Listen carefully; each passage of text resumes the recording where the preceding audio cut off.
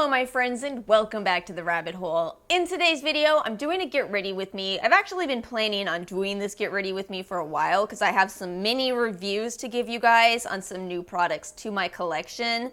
But I didn't expect that we were going to have this Too Faced drama to throw into this video. However, that's where we are and I want to talk about it.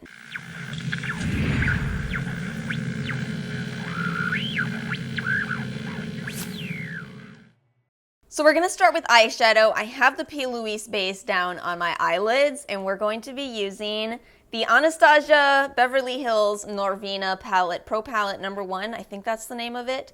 I got this for Christmas. Oh my gosh, you guys. I can't believe how much I love this.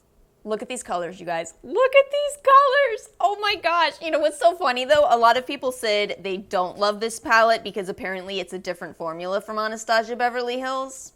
That's fine, but here's the thing. What if the Anastasia formula was never your favorite? Well, you might actually love this little palette, and that has been my experience. So I'm using this shade right here, D1. This is a really, really nice yellow. See, it's not overly pigmented when you initially apply it. You actually have the time to kind of build these colors up, and that's what I love. I am not one of those, I need the intense pigment from the start, because I'm telling you, I think what it is I'm heavy-handed and I will blend stuff away. Well, let's chat about this heartbreaking situation with Too Faced. So I already did post this to my Instagram, but I realized I really should talk about it on YouTube because this is where I have the largest following. And I want to make sure that you guys know where I stand with everything. It's just too big of an issue not to talk about. You guys probably already know this about me. I'm really not a heavy into drama person. I absolutely do not care at all who is dating who or that type of drama. Catty arguments between people. I don't care. I do not care about personal lives of people. I care about supporting, in particular, marginalized communities. I think that is so critical. We're at a turning point in this world right now where we need to start standing up for everyone. I haven't really explored these oranges to their full potential, so we're going to go into the orange today. So if you're really behind in the drama, which means a day behind in the beauty community, yesterday, Nikki Tutorials posted a video coming out as a trans person. You guys, that video was so powerful. I cried. Did you cry? You cried too. It was such a moving, inspirational video. But within that video, she also expressed that part of why she was doing it is that she was basically being blackmailed. Apparently, somebody somewhere was saying that they were going to tell people if she didn't, so she did. You know, it's really important to know that she didn't owe anybody this explanation. She didn't owe anyone. Nobody needed to know this. She could have kept it private and that would have been absolutely her right. But she still felt like she needed to. Now, since that video, Jarrod Blandino, the previous owner of Too Faced, and I believe the creative director now, his sister posted but changed her Instagram profile to say Nikki was lying about that. What else was she lying about? Something, I'm paraphrasing, something like that. But basically, the take home here is that she was implying that Nikki was lying about herself. Again, you know, this is just too important for me to gloss over. It is not lying for trans people not to say that they're trans. That is their business to do what they want with. They are whatever they are presenting as, period. The bottom line is that post was transphobic, period. No question about it. It is absolutely transphobic to imply that somebody not admitting to being transgender is lying. I haven't actually tried this red shade yet. I figured it's time to give that one a go. All right, so as you can imagine, there was basically an immediate backlash from this. A lot of people saying, that's it, I'm done, I'm canceling Too Faced, you have too much involvement. I think she does work for Too Faced, if I'm not mistaken. you know, and of course she immediately started backpedaling. She put up something like, oh no, just kidding, I love trans people. But let me tell you something. One thing I've learned throughout my life is that people will show you their true colors. People absolutely will show you where they truly stand on an issue. You know, you can wear a mask as much as you want to, but underneath that, you're still you, and that always comes through. She wouldn't have initially said that if she didn't truly think it in her heart. So she can backpedal all she wants. We now know where she stands on this. We now know that if you're gonna say one trans person is a liar, that means you think all trans people are liars. And I'm not gonna support that for a second. So the bottom line here and where we currently stand is a lot of people are done with Too Faced. And in a lot of ways, I'm really saddened about the fact that I didn't notice this sooner from Too Faced. It makes me think that Jarrod Blandino's entire family holds certain opinions that I cannot support. Back when Jarrod posted that cake, and if you aren't familiar with what I'm talking about, he posted to, I guess, Instagram. I never actually saw this happen. I saw it after the fact. I think he posted to Instagram a cake that said, "Rich Lives Matter." And the problem with this is not just the surface, not just saying Rich Lives Matter, but the connection to the Black Lives Matter movement. Now, I gave this a pass initially for one reason, and one reason only. Because Too Faced had just collaborated with Jackie Aina to expand their Too Faced Born This Way foundation range, I felt that that in itself held more meaning. That's what all brands need to do, is not just, you know, kind of throw together deeper shades, but work with women of color to develop them correctly. So when this whole cake situation happened, I felt like it was just really not thought out, a little insensitive, but I felt that it wasn't necessarily the full picture. But now that we've seen how his sister feels, I can't shake this feeling anymore. I can't shake this feeling that this entire family truly thinks that something about them, and fill in the blanks here, is superior to others. I'm going to go into the shade A3 right here and put that towards the outer corner. So a lot of people are, of course, saying that they're going to cancel Too Faced, they're done, they're not supporting the brand. I noticed a lot of people are tagging Estee Lauder. I thought that I came up with that idea, but I saw a lot of people doing the same thing. A lot of people are saying, Estee Lauder, you own the company now, or at least you own enough of the company to get rid of them. We've seen them do it before. And that is where I stand. I will not be talking about Too Faced ever again on this channel following this video, of course. Yeah, I'm done with them until Estee Lauder steps in, or Jarrod and his sister both step down, whatever it takes. I will not talk about Too Faced anymore. I guess that means I'm canceling Too Faced. And this is, again, this is not something that I talk about or think about that often. I'm not that up to date on drama because I don't keep up with it. But this one it's too big of a deal. I cannot look at my Too Faced products without feeling my heart just sink. And that's what I really want to talk about today. I think that sometimes this idea of cancel culture is something that people say as an excuse, as in, you know, well, I never liked Too Faced before, their little unicorn packaging always irritated me, I'm happy to cancel them, right? But I want to make it clear that that's not always the case.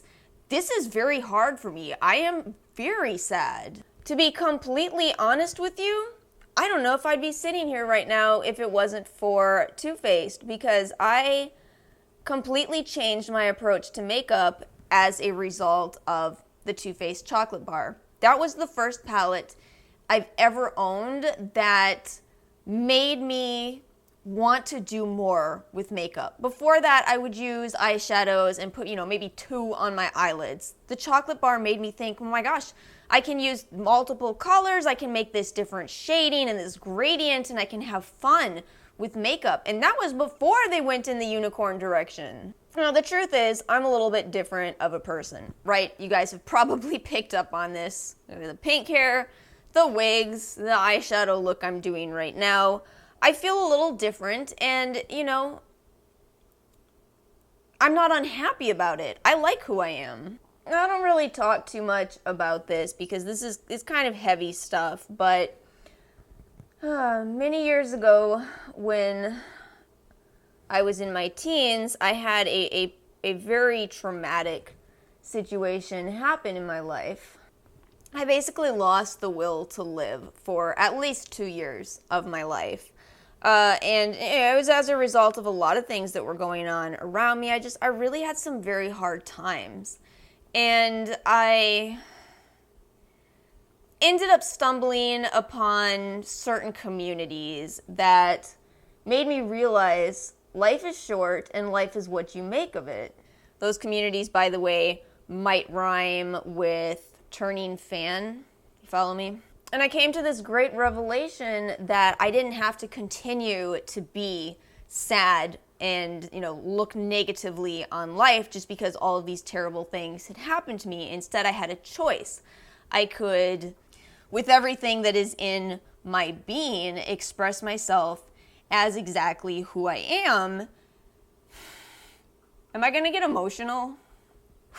I could express myself as I wanted. I had this choice. I could just try to get by, put myself into the box that is easiest for society to swallow, or I could say, no, I want to be this bright and cheerful person who sometimes wears a unicorn horn and rainbow hair, and somebody who just constantly spreads this idea towards others that you can do the same. If it makes you happy, do the same. Be you. Because y'all, life is too short to not be you. And again, that's why Nikki's message is so powerful. Her message is to be you. Even if society says, we don't really like that. It's to be you. So anyway, this is all tying back together because, for me, Too Faced was a part of that. When Too Faced came out with their unicorn collection, I bought it. I bought the Tutti Frutti stuff because it makes me feel like I can express myself in the way that makes me most happy. The point I'm trying to make here is that canceling Too Faced makes me so deeply sad. This morning, if you saw my Instagram post, I pulled everything Too Faced out of my entire collection, and it is easily $1,000 worth of products, and I put every bit of it into a box. That box is now in my bedroom. I don't want to look at it. I don't want to look at it because for me, I thought that Too Faced was something that they're not. I thought that Too Faced was all about self-expression, all about being yourself, all about being okay with being different from what society expects. And with all of this, that's not what I feel. I'm gonna try this A1 shade all over my lid today. And there's something else I want to be really clear on. I want to make sure I'm very clear that what I'm doing, this putting away all of my Too Faced stuff, I'm not saying that everyone needs to do that. I'm doing it for a very specific reason, and that reason is the emotions that those products are currently bringing up within me. If for the vast majority of you, I'm sure that Too Faced didn't hold the place in your heart that it did for me. So, keep using your products. Keep using them. If you have a platform, I'd recommend not using them on camera. Again, at least for now. We'll see what Estee Lauder does. But I just think that there's too many good brands out there to support, to, continuously support a brand that has all of this going on. The thing is, I'm not the quickest person to cancel most brands. I did cancel Kat Von D.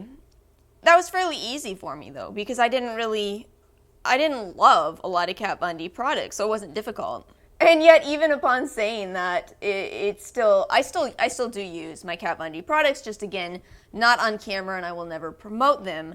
But even then, sometimes I look at them and I'm like, why'd you have to go and do this, Kat Von D? Why'd you have to be this kind of person? And I guess for me, I just don't feel like doing it again. I just don't. So I'm not gonna look at my Too Faced products for however long it takes, and if this never gets resolved, I guess ever again.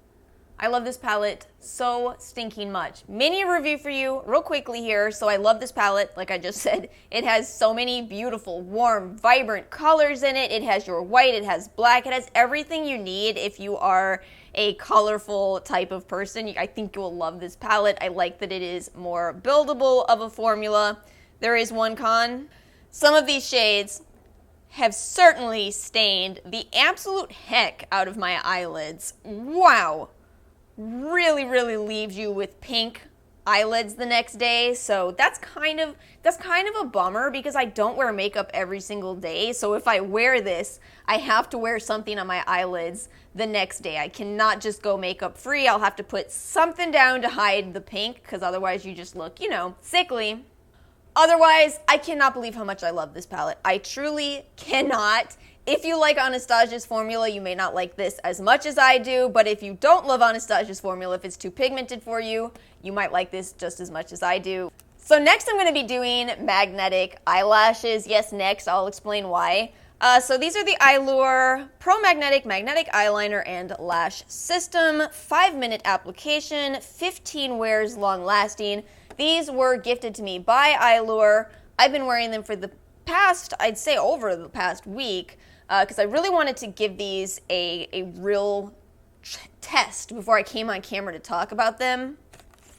I had my concerns. I felt like this could be another one of those trade-offs where you try something that sounds like it's going to be easy, but then you have to learn a whole new application and method. So a lot like that winged stamp I tried not too long ago. Yeah, it works, but it's a whole new game you got to learn. And in some ways that's true. So what you do with these is they give you the magnetic lash eyeliner. You apply 1 coat, let it dry, 2 coats, let it dry, 3 coats, let it dry, and then you put the lashes over that. So the first one that I tried in here was the Faux Mink Volume, and you can see me wearing this in the video in which I dyed my hair. I'll link it if you're interested. I was wearing this when my hair was still blonde. The problem that I had with these is that you cannot cut them down because the magnets are spread throughout the lashes, so you can't trim the lashes. So it makes them too long, which makes that inner portion look a little awkward. I can't say I had any problems with the wear. It was just that in the middle, I draw my eyeliner thin to thick, right? So where it was thinnest, you could see the magnet, and it was just not a great look. It wasn't terrible, but it wasn't a great look. Thankfully, they also sent me the Faux Mink Accent, and that's the one I'm going to be using today because this is just an accent lash. So what happens is when you put this down, it's not going that far in. It's just on the outer portion of your eye. It sits fantastically well. It stays all day. This is the one that I would recommend unless your eye is bigger. If you do have bigger eyes, if you don't need to cut down your eyelashes like I do, you might be able to pull off any of them. But yeah, if you have smaller eyes, I would only recommend the Faux Mink Accent, but surprisingly, I would highly recommend it. So here's how we do this. I'm gonna take the Magnetic Lash eyeliner, and I'm paying really close attention to putting it right up along the lash line. All right, so I'm gonna let that sit. So once it's dried, I'm going in with my second coat. So I'm going in for coat number 3. I did use my Maybelline Hyper Easy on the inner corner, and if I was doing a wing, I would use that as well. Mostly just so I have enough of this. I'm sure you could use it. It's fine. It's a fine eyeliner. And then I'm going to let this dry. I am going to do mascara next because I'm doing the outer corner ones. I obviously have to put down some mascara. I just used my L'Oreal Voluminous Primer and my Ilia Limitless Lash Mascara. These are just some of my absolute favorites. This thing, where did this come from? This is such a good mascara. Let's get to applying these. One other quirk, I just remembered I was going to tell you guys this. So normally, I like to use tweezers in order to get these in place. That doesn't work with these. Metal tweezers plus magnets, what do you guys think happens? So there's the end look. I honestly can't believe how comfortable these are. I should have let my mascara dry a little bit more before I put these on, but we're rolling with it anyway. I want to move on to primer because I did purchase the Urban Decay All Nighter Face Primer Longwear Grip Foundation Grip. Face Primer Longwear Foundation Grip. And I would like to try this. Specifically, I want to compare it to the Milk Hydro Grip Primer. Sounds like it's going to be a similar gripping type of primer. And you know what? I do like Urban Decay. So this primer says it goes on sheer to perfect your skin, leaving it feeling smooth, hydrated, and slightly lifted. No fragrance in here. It does contain triethanolamine, which some amount of people have an allergy to. But yeah, let's try it. Let's do a side-by-side today. All right, so it's a pump packaging. Oh, it's white. Oh, this one goes on very smoothly. If you don't like primers that you have to buff in a little more, that would be honestly the Juno primer, that'd be the First Aid Hyaluronic primer, that would be the e.l.f. primer I recently talked about. All of those are nice, but you really have to buff them in. They buff in just fine eventually. But this one, you could be sloppy with your application. Look at that. So I'm going to do the Milk primer on the other side. This one is actually clear. Neither one of these are the primers you have to buff in. I see that immediately. I'm going to wash my hands in just a second here, and then I'm going to touch my face again and see which side is stickier. But first I'm going to put a little more of that Urban Decay primer on my nose because that's where I have trouble getting foundation to stick, so we're gonna add more there. All right, I washed my hands, I washed my beauty sponge, I put my contacts in. I still can't believe that some people thought I was using filters because of my contacts. This isn't Snapchat. Anyway, let's touch my face. All right, so Urban Decay side. Got a little bit of tackiness to it. Oh, no, Milk side is definitely tackier. Yeah, definitely tackier. This is almost like a hybrid between Milk makeup and a more Too Faced hangover primer. It's gonna be so hard. It's gonna be so hard. But let's put some foundation over it. I'm going to use the Urban Decay Stay Naked Foundation in the shade 30CG. Man, I miss my little mirror. I miss my little mirror already. Oh my goodness. I feel like the foundation's not blending out as nicely over the Milk primer, but maybe that's to be expected because it is so grippy. I've used it a couple of times and I do like it. I think it's really a good primer if you know you're going to be wearing your makeup for a really long period of time. But I don't personally absolutely love the tackiness of it, so I feel like I might really like this Urban Decay one because, again, it's much more of an in-between. The weirdest thing just happened on my forehead. The side with the Milk primer was balling up so much I actually had to take the foundation off and start all over again. Oh, we're still having some balling over here. That's so bizarre. That's not happened to me with that primer. Now, I don't use the Milk primer that often, but I've never had that happen. Maybe it doesn't like this foundation, or maybe my skincare or something. But yeah, it's never happened before.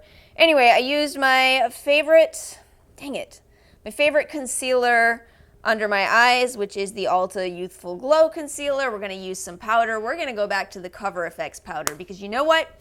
Cover FX never fails me. Let me fix this real quickly and then we're gonna make sure we add some powder there. I get a lot of mascara transfer there until I've added powder. Do you guys have that? I only have a mini of the Cover FX powder right now, but you know what? Cover FX is a great brand. Completely drama-free. I have never heard of drama with Cover FX. I love the basis of their brand. They were formed in a hospital setting, I think originally by former MAC artists, if I'm not mistaken. But their whole premise was making makeup that would be suitable for patients with skin conditions. It's pretty awesome. Oh my gosh, I'm totally forgetting that I wanted to use my new Eco Tools set that I got. Here it is. I doubt this is still available. I got this in the after Christmas sale. So this is the Eco Tools Cozy Complexion. I just like the brushes that were included in this. There's a setting brush in here, which is, in my personal opinion, one of the most helpful brushes to have. Oh God, I'm just ripping this box apart like I don't care.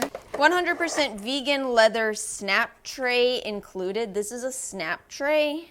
What is it?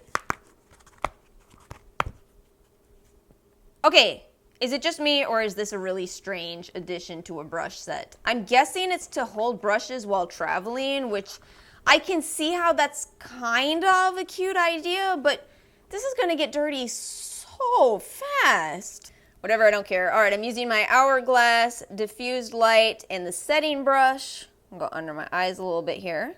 I'm on the fence about this brush because I feel like I'm kind of beating my face at the moment. Maybe. Do you hear the sound? Can you hear how rough this brush is? I'll give you some ASMR.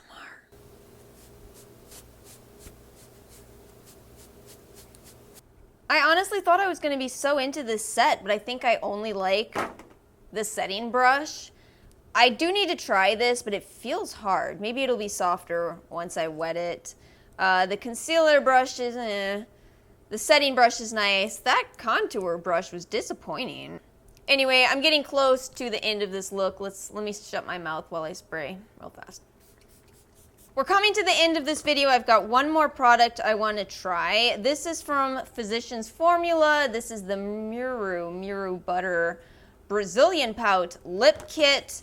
I did buy this in the holiday sales. I don't know why I'm only now getting to it. Maybe because I'm not sure what to expect from these. But I see a really pretty red and I want to try that red. Oh, this is called Acai Berry. Interesting. Should we do some lip liner? Let me swatch this first. Oh! This is beyond creamy. I don't know what to make of this. This lipstick is practically melting. Oh, it's gonna get all over my teeth. You guys, I got this dang lipstick in my mouth. It is so vile. Ugh. Dang, do people like these? Is it just this set that's awful? I have no idea what's going on. What is happening? Do you see? What? How do you mess that? I'm just at a loss with this particular product. I thought we were just gonna put lipstick on and wrap the video up. I didn't think we were gonna encounter a giant fail at the end here. But yeah, it's warm today. It's actually 76 degrees and it's melting in this tube. Gonna have to say, this is a definitely don't recommend. So I think I'm gonna take this off and put some clear lip gloss on for the rest of the day. But thank you guys so much for watching. Share with me your opinions in the comments section below. I just got a notice on my Instagram that apparently the sister has been let go of Too Faced. So that's some swift action from Estee Lauder if that is true. But thank you guys so much for watching. Please make sure to like and subscribe, and I'll see you all next time.